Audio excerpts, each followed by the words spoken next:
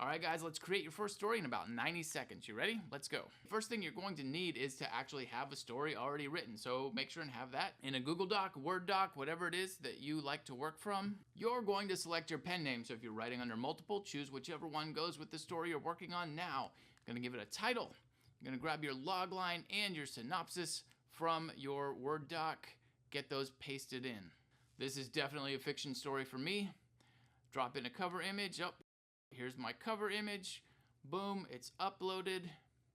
This is not a series, this is a standalone story, so I don't need to worry about series right now. Pricing, I can set it for free or I can make it paid. Hey, let's see what happens if we make it paid, $2.99.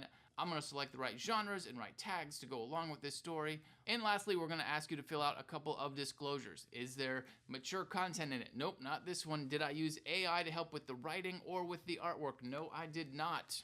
Once you've done that, you just click Create Story, and you are off to the races. Now to create your chapters, you're going to move back and forth between your word processing document and Readerful, and it's a simple copy-paste, should work pretty flawlessly. You can make your chapter 1 a free preview, and we absolutely encourage you to do that. In fact, we encourage you to do the first 1 to 3 chapters, or wherever your first major cliffhanger is. That's where you want to put your pay gate if you're charging for the story. Now to actually publish, you're going to have to go back to the main story area and click on Publish Story. If you make your story public, that means anybody on the site can see it. If you make it unlisted, the link will still work, but it just means that only the people who have the link will be able to find it. You publish the entire story first, and then you publish each of your chapters.